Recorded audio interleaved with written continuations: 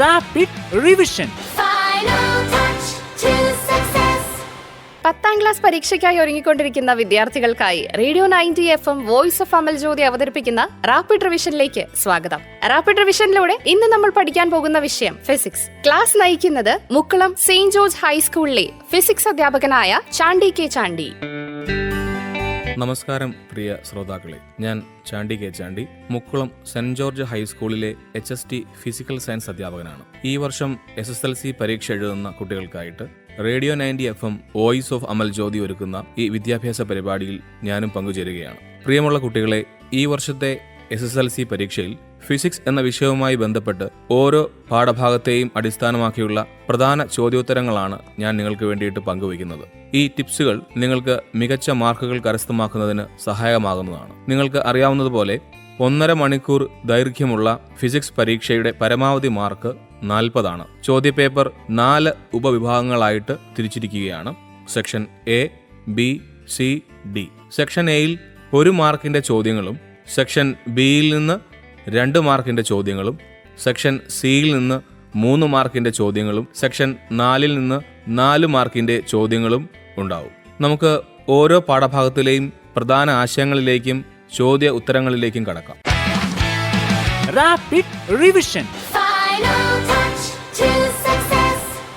നമുക്ക് ആദ്യ പാഠഭാഗത്തിലേക്ക് കടക്കാം. ആദ്യ പാഠഭാഗത്തിന്റെ പേര് ശബ്ദ തരംഗങ്ങൾ അഥവാ സൗണ്ട് വേവ്സ് എന്നാണ്. ഈ ചാപ്റ്ററിൽ ആദ്യമേ തരംഗത്തെക്കുറിച്ചും തരംഗത്തിന്റെ സവിശേഷതയെക്കുറിച്ചും പിന്നീട് ശബ്ദവുമായി ബന്ധപ്പെട്ട പ്രധാന ആശയങ്ങളുമാണ് നൽകിയിരിക്കുന്നത്. ശബ്ദത്തെ 2ആയി തരം തിരിച്ചിരിക്കുന്നു: അനുദൈർഘ്യ തരംഗം അഥവാ ലോഞ്ചിറ്റ്യൂഡിനൽ വേവ്, അനുപ്രസ്ഥ തരംഗം അഥവാ ട്രാൻസ്വേഴ്സ് വേവ്. അനുദൈർഘ്യ തരംഗത്തിന്റെ പ്രത്യേകത എന്താണെന്ന് നമുക്ക് നോക്കാം. തരംഗത്തിന്റെ പ്രേഷണ ദിശയ്ക്ക് സമാന്തരമായി മാധ്യമത്തിലെ കണികകൾ കമ്പനം ചെയ്യുന്നു. ഒരു ഉദാഹരണം പറഞ്ഞാൽ, ശബ്ദ തരംഗം ഒരു അനുദൈർഘ്യ തരംഗമാണ്. എന്താണ് അനുപ്രസ്ഥ തരംഗം? തരംഗത്തിന്റെ പ്രേഷണ ദിശയ്ക്ക് ലംബമായി മാധ്യമത്തിലെ കണികകൾ കമ്പനം ചെയ്യുന്നു. ഒരു ഉദാഹരണം നോക്കാം. വൈദ്യുത കാന്തിക തരംഗം അനുപ്രസ്ഥ തരംഗത്തിന് ഒരു ഉദാഹരണമാണ്. നിങ്ങൾക്ക് ഈ ഭാഗവുമായി ബന്ധപ്പെട്ടൊരു ചോദ്യം ചോദിക്കാവുന്നത്, ഒരു തരംഗത്തിന്റെ ഗ്രാഫ് നൽകിയ ശേഷം തരംഗങ്ങളുടെ സവിശേഷത കണ്ടെത്താനായിട്ട് ചോദ്യങ്ങളുണ്ടാവും. ഉദാഹരണത്തിന് തരംഗത്തിന്റെ ആയതി അഥവാ ആംപ്ലിറ്റ്യൂഡ്, തരംഗത്തിന്റെ പീരിയഡ്, തരംഗത്തിന്റെ ആവൃത്തി അഥവാ ഫ്രീക്വൻസി, തരംഗത്തിന്റെ വേവ് ലെങ്ത് അഥവാ തരംഗ ദൈർഘ്യം, ഇവ ചോദിക്കാൻ സാധ്യതയുള്ള ചില ഭാഗങ്ങളാണ്. മറ്റൊരു ചോദ്യം ഒരു തരംഗത്തിന്റെ വേഗം എങ്ങനെ കണ്ടെത്താം എന്നുള്ളതാണ്. F=v/λ എന്ന സമവാക്യം ഉപയോഗിച്ചുകൊണ്ട് നിങ്ങൾക്ക് തരംഗവേഗം കണ്ടെത്താം. ഇവിടെ F എന്ന് പറയുന്നത് തരംഗത്തിന്റെ ആവൃത്തി അഥവാ ഫ്രീക്വൻസി, ലാംഡ എന്നത് തരംഗ ദൈർഘ്യം, v എന്നത് തരംഗത്തിന്റെ വേഗമാണ്. ഒരിക്കൽ കൂടി സമവാക്യം പറയാം: F=v/λ. ശബ്ദവുമായി ബന്ധപ്പെട്ട മറ്റ് ചില പ്രധാന ആശയങ്ങൾ നമുക്ക് നോക്കാം. എന്താണ് പ്രതിധ്വനി അഥവാ എക്കോ? ആദ്യ ശബ്ദം കേട്ടതിന് ശേഷം അതേ ശബ്ദം വീണ്ടും കേൾക്കുന്നതാണ് പ്രതിധ്വനി. ഇതിൻ്റെ കുറഞ്ഞ ദൂരം 17.5 മീറ്റർ അല്ലെങ്കിൽ അതിൽ കൂടുതലായിരിക്കണം. മറ്റൊരു ചോദ്യമാണ് ശ്രവണ സ്ഥിരതയുമായി ബന്ധപ്പെട്ടത്. എന്താണ് ശ്രവണ സ്ഥിരത അഥവാ പെർസിസ്റ്റൻസ് ഓഫ് ഹിയറിംഗ്? ഒരു ശബ്ദം നമ്മിൽ ഉണ്ടാക്കുന്ന ശ്രവണാനുഭവം 10ൽ 1 സെക്കൻഡ് സമയത്തേക്ക് നിലനിൽക്കുന്ന പ്രത്യേകതയെയാണ് ശ്രവണ സ്ഥിരത എന്ന് വിളിക്കുന്നത്. മറ്റൊരു പ്രധാന ആശയമാണ് അനുരണനം. ഒരു ശബ്ദം ഉണ്ടായതിനു ശേഷം ആവർത്തന പ്രതിപതനത്തിൻ്റെ ഫലമായി ഉണ്ടാകുന്നതും മെല്ലെ കുറയുന്നതുമായ മുഴക്കത്തെയാണ് അനുരണനം എന്ന് നമ്മൾ വിളിക്കുന്നത്.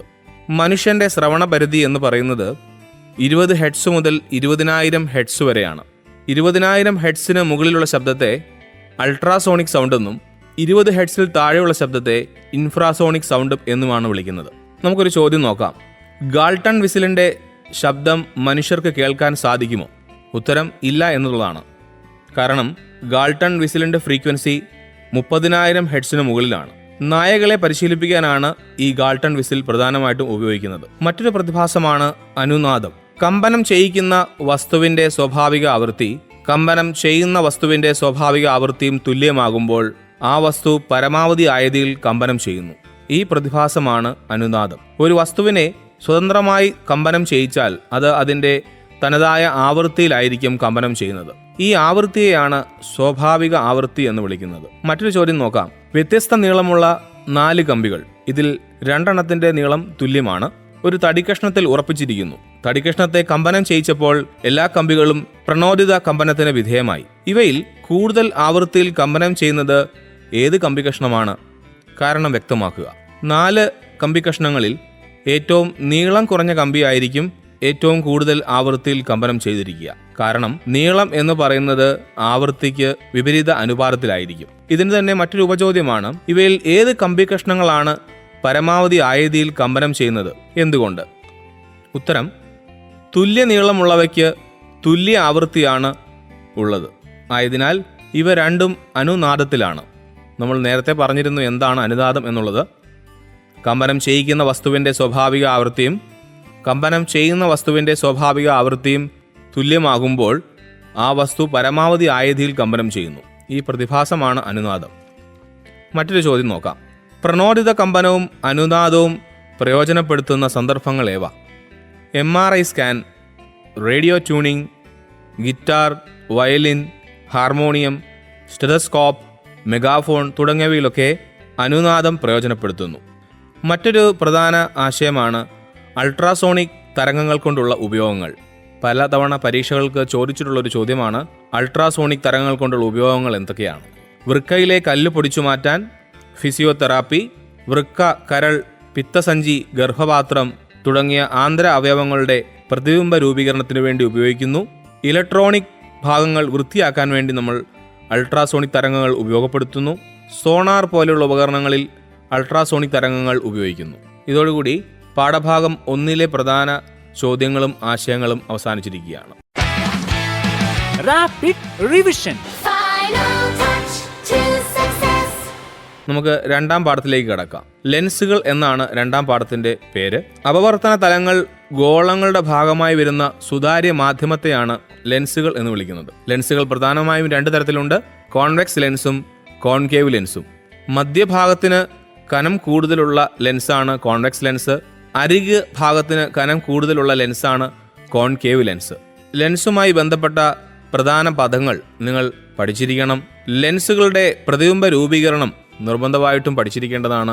കോൺവെക്സ് ലെൻസിൻ്റെയും പ്രതിബിംബ രൂപീകരണം, കോൺകേവ് ലെൻസിൻ്റെയും പ്രതിബിംബ രൂപീകരണം വരച്ച് തന്നെ നിങ്ങൾ പഠിച്ചിട്ട് പോകണം. തീർച്ചയായിട്ടും അതിൽ നിന്നും ചോദ്യങ്ങൾ ഉണ്ടാവും.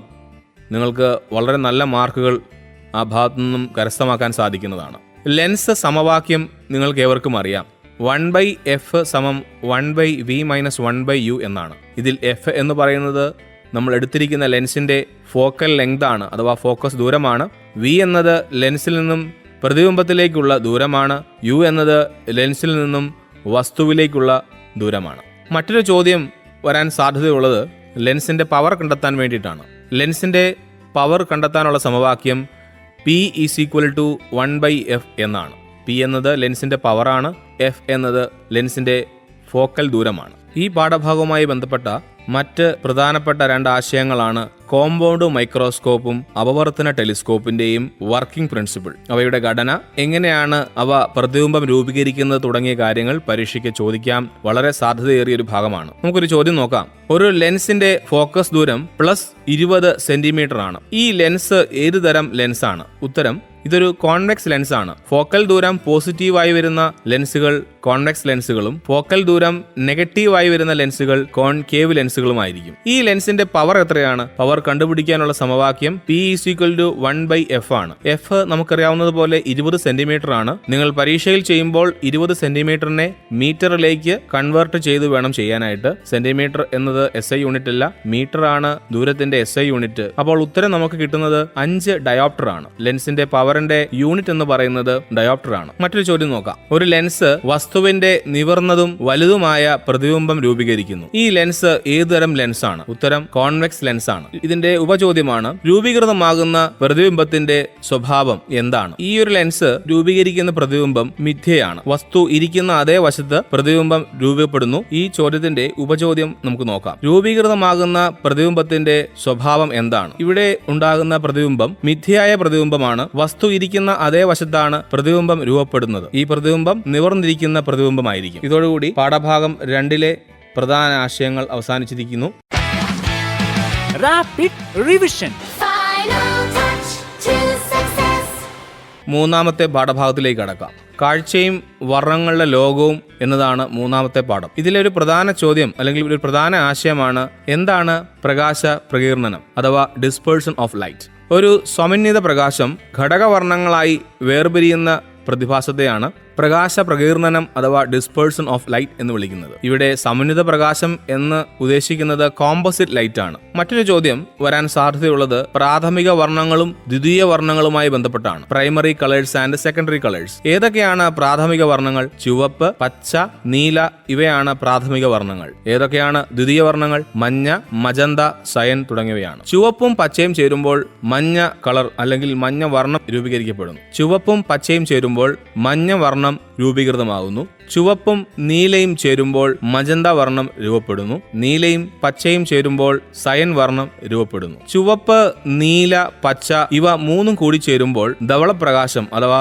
വെള്ളവർണ്ണം രൂപപ്പെടുന്നു. വീക്ഷണ സ്ഥിരതയുമായി ബന്ധപ്പെട്ട ഒരു ചോദ്യം നമുക്ക് നോക്കാം. തീപ്പന്തമോ തീക്കൊള്ളിയോ വളരെ വേഗത്തിൽ ചുഴറ്റുമ്പോൾ അഗ്നിവലയം കാണപ്പെടുന്നത് എന്തുകൊണ്ടാണ്? ഇതിന്റെ ഉത്തരം, നാം കണ്ടുകൊണ്ടിരിക്കുന്ന ഒരു വസ്തുവിനെ നമ്മുടെ ദൃഷ്ടിപഥത്തിൽ നിന്നും മാറ്റിയാലും അതിന്റെ ദൃശ്യാനുഭവം 16 1 സെക്കൻഡ് സമയത്തേക്ക് നിലനിൽക്കും. ഇതാണ് വീക്ഷണ സ്ഥിരത. ഈ സമയത്തിനുള്ളിൽ മറ്റൊരു വസ്തു ദൃഷ്ടിപഥത്തിൽ വന്നാൽ അവ ചലനാത്മക അനുഭവം നമുക്ക് നൽകും. വീക്ഷണ സ്ഥിരതയുടെ ഇംഗ്ലീഷ് പരിഭാഷ പെർസിസ്റ്റൻസ് ഓഫ് വിഷൻ എന്നാണ്. മറ്റൊരു ചോദ്യം നോക്കാം. ഒരു കൊളോയിഡൽ ലൈനിലൂടെ പ്രകാശരശ്മി കടന്നു പോകുമ്പോൾ പ്രകാശത്തിന്റെ പാത ദൃശ്യമാകുന്നു. ഇതിന് കാരണമായ പ്രതിഭാസം ഏതാണ്? ഈ പ്രതിഭാസം ദൈനംദിന ജീവിതത്തിൽ അനുഭവപ്പെടുത്തുന്ന മറ്റൊരു സന്ദർഭം എഴുതുക. ഇതിന്റെ ഉത്തരം ടിൻഡൽ പ്രഭാവമാണ്. നിത്യജീവിതത്തിൽ പല സന്ദർഭങ്ങളിലും ഈ ടിൻഡൽ പ്രഭാവം അനുഭവപ്പെടുന്നു. ഉദാഹരണത്തിന്, മഞ്ഞുകാലങ്ങളിൽ സ്ട്രീറ്റ് ലൈറ്റിന് താഴെ പ്രകാശപാത ദൃശ്യമാകുന്നു. ചെറിയ സുഷിരങ്ങളിലൂടെ പ്രകാശം കടന്നു വരുമ്പോൾ പൊടിപടലങ്ങൾ കാരണം പ്രകാശപാത ദൃശ്യമാകുന്നു. മറ്റൊരു ചോദ്യം, ഉദയാസ്തമയങ്ങളിലും ഉച്ചയ്ക്കും ഒരാൾ സൂര്യനെ കാണുന്നത് ഏതൊക്കെ നിറങ്ങളിലായിരിക്കും? കാരണം വിശദമാക്കുക. ഉത്തരം, ഉദയാസ്തമയ രശ്മികൾ ദീർഘദൂരം സഞ്ചരിച്ച് തരംഗദൈർഘ്യം കൂടിയ വിസരണം സംഭവിക്കാത്ത ചുവപ്പ്, ഓറഞ്ച് തുടങ്ങിയ രശ്മികൾ ഭൂമിയിൽ പതിക്കുന്നു. എന്നാൽ ഉച്ച സമയങ്ങളിൽ പ്രകാശം കുറച്ചു ദൂരം മാത്രമേ സഞ്ചരിക്കേണ്ടതായിട്ടുള്ളൂ. ആയതിനാൽ വിസരണം കുറവായിരിക്കും.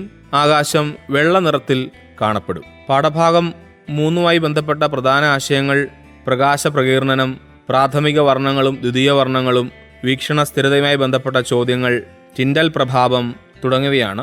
ഈ ഭാഗങ്ങളിൽ നിന്നും തീർച്ചയായും ചോദ്യങ്ങൾ ഉണ്ടായിരിക്കുന്നതാണ്. മറ്റൊരു 2 ചോദ്യം കൂടി നമുക്ക് നോക്കിയ ശേഷം ഈ പാഠഭാഗം അവസാനിപ്പിക്കാം. വ്യത്യസ്ത അകലങ്ങളിലുള്ള വസ്തുക്കളുടെ വ്യക്തമായ പ്രതിബിംബം കണ്ണിന്റെ റെറ്റിനയിൽ രൂപപ്പെടുന്നത് എന്തുകൊണ്ടാണ്? ഇതിന്റെ ഉത്തരം, കണ്ണിന് സമജ്ഞക്ഷമത അഥവാ പവർ ഓഫ് അക്കോമഡേഷൻ ഉള്ളതിനാലാണ് ഇത് സാധ്യമാകുന്നത്. വസ്തുക്കളുടെ സ്ഥാനം എവിടെയായിരുന്നാലും പ്രതിബിംബം റെറ്റിനയിൽ പതിക്കത്തക്ക വിധം ലെൻസിന്റെ വക്രത വ്യത്യാസപ്പെടുത്തി ഫോക്കസ് ദൂരം ക്രമീകരിക്കാനുള്ള കണ്ണിന്റെ കഴിവിനെയാണ് സമജ്ഞക്ഷമത അഥവാ പവർ ഓഫ് അക്കോമഡേഷൻ എന്ന് വിളിക്കുന്നത്. മറ്റൊരു ചോദ്യം, ഒരു പ്രിസത്തിലൂടെ കടന്നുപോകുന്ന ധവളപ്രകാശം ഘടകവർണ്ണങ്ങളായി വേർപിരിയാൻ കാരണം എന്താണ്? ഉത്തരം, പ്രകാശത്തിലെ വിവിധ വർണ്ണങ്ങൾക്ക് തരംഗ ദൈർഘ്യത്തിനനുസരിച്ച് ഉണ്ടാകുന്ന ദിശാവ്യതിയാനം വ്യത്യസ്തമാണ്. ഇതാണ് ധവളപ്രകാശം ഘടകവർണ്ണങ്ങളായി വേർപിരിയാൻ കാരണം. ഇതോടുകൂടി പാഠഭാഗം 3 പ്രധാന ചോദ്യങ്ങൾ, ഉത്തരങ്ങൾ അവസാനിച്ചിരിക്കുകയാണ്. ഇന്ന് റാപ്പിഡ് റിവിഷനിലൂടെ ഫിസിക്സ് എന്ന വിഷയത്തിലെ 3 അധ്യായങ്ങളാണ് പഠിച്ചത്. തുടർഭാഗം കേൾക്കാം അടുത്ത തിങ്കളാഴ്ച വൈകിട്ട് 6:20. Stay tuned radio 90 FM, voice of Amal Jyothi. ഇത് അറിവിന്റെ ആഘോഷം. Rapid revision.